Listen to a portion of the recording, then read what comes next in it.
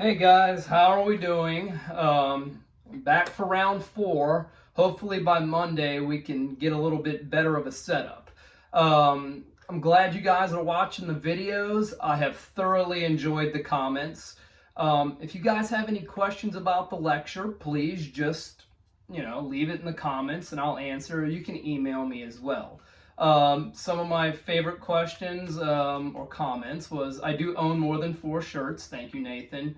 Amal, I am filming this with an iPhone, sweetheart. It is what it is. And of course, Ryan, no, you're not on vacation. Yes, you will work. Maddie, don't stress out. Other than that, guys, let's just play it day by day and we'll see where we're going to go with this. Okay. Now, today we're going to be discussing the Haitian Revolution. Now, in terms of the College Board, they always like to hit on the Haitian Revolution. One, it's the first big revolution besides the American Revolution to go on in the Western Hemisphere. Two, they always like comparing the Haitian Revolution to the French Revolution to the American Revolution. So, look, really perk your ears up for this, okay? All right, so here we go. Haitian Revolution, and try to be under 15 minutes.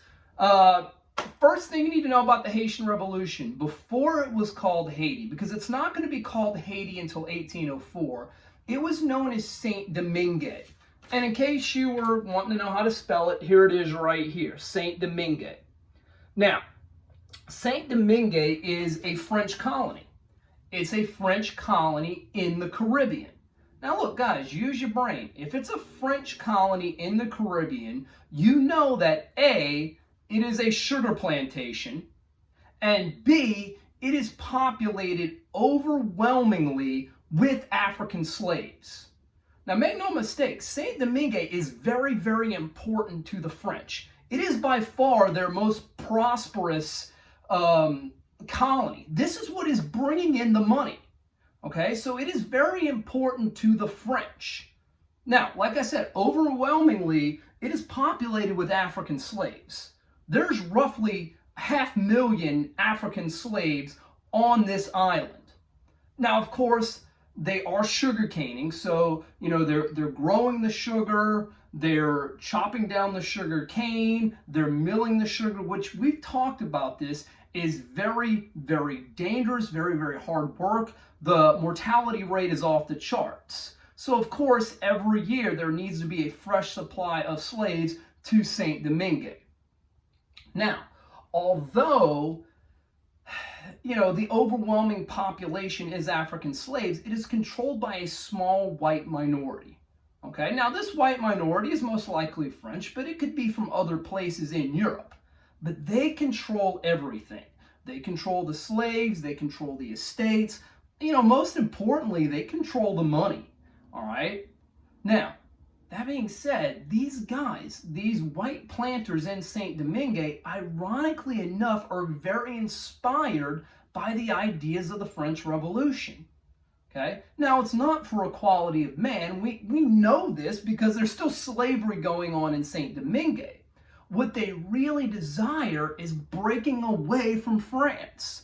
They want independence from France.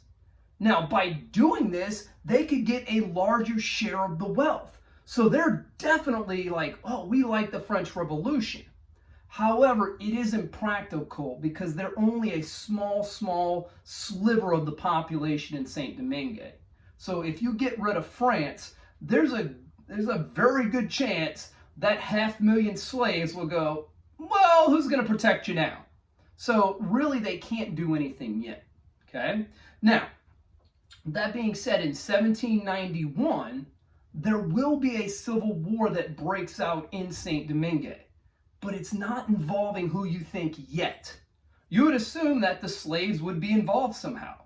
And eventually, yes, the slaves are involved. However, initially, the fighting is between the white planters, the plantation owners, and another group called the gens de couleur. Okay, there's gens de couleur right there. Okay, now, the gens de couleur, these are what they called freed blacks. Okay, now, look, more than likely, maybe these guys were slaves at one point. Maybe they've come in as traders, but regardless, they are Africans who are not slaves. Now, a lot of times these guys are small farmers, maybe they're artisans, sometimes they could even own slaves themselves, okay? But make no mistake, they're vying for some kind of control of the island as well. So these two groups, they initiate the fight, okay? Ignoring the 500,000 slaves that are on the island, okay?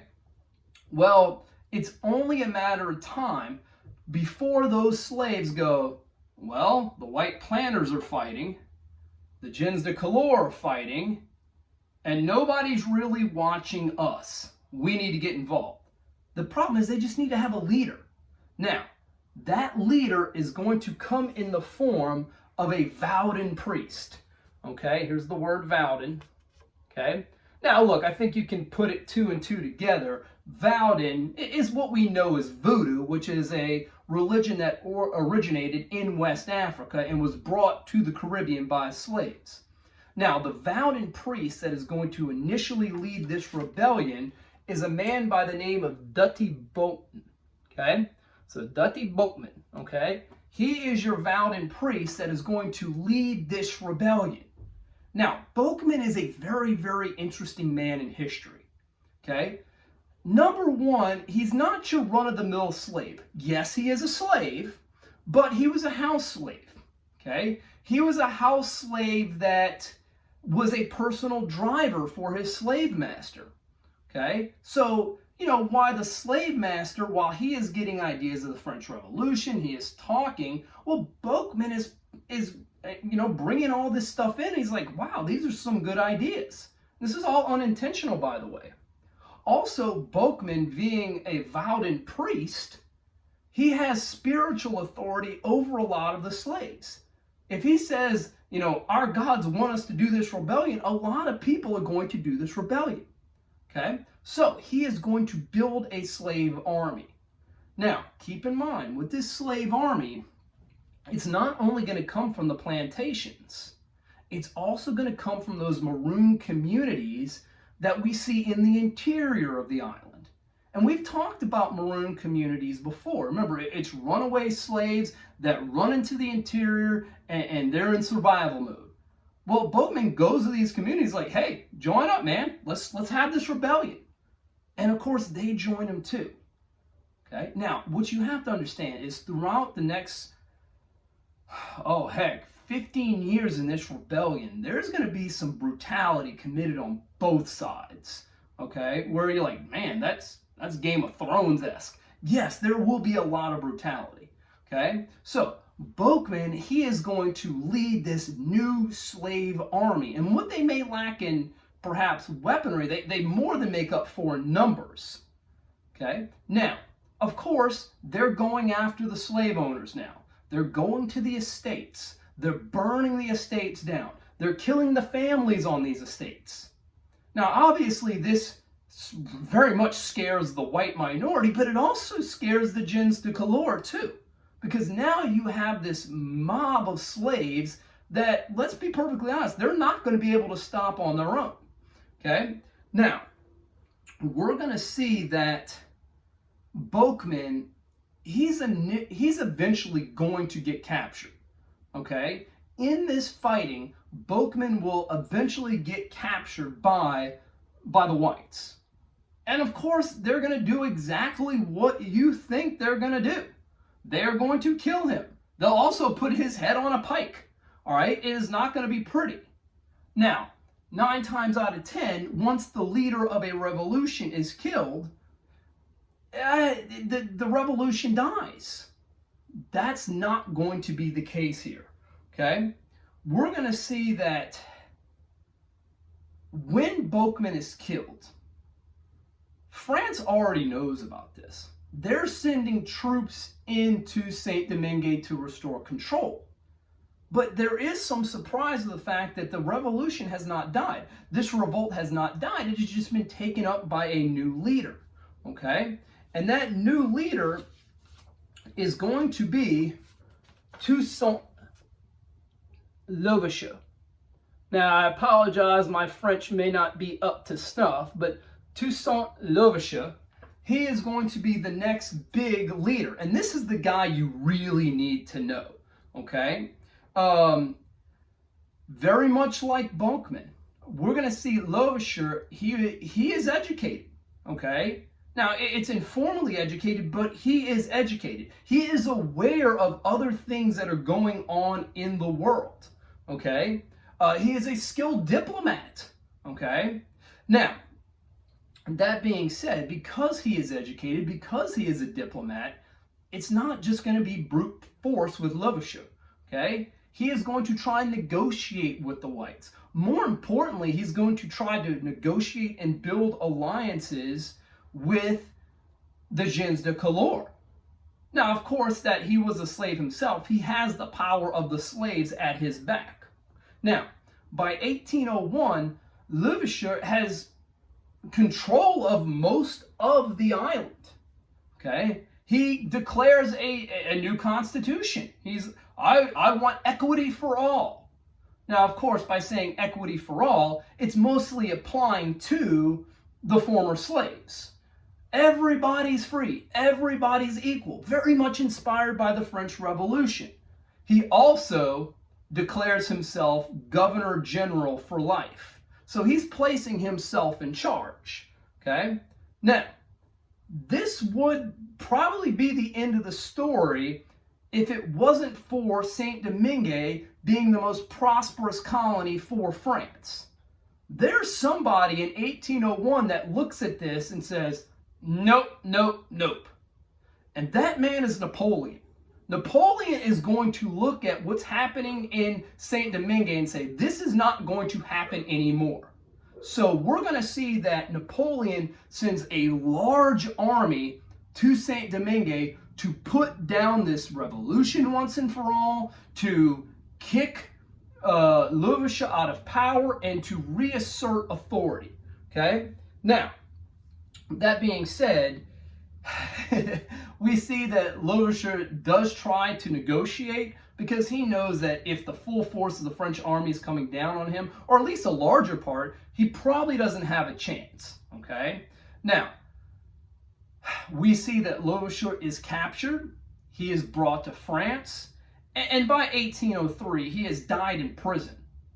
So that takes us back to Saint-Domingue. Well, now the army is leaderless for the most part. There will be another guy after him, but you don't need to know his name. Okay? And you have the French army there, but the French army is actually going to take some big losses.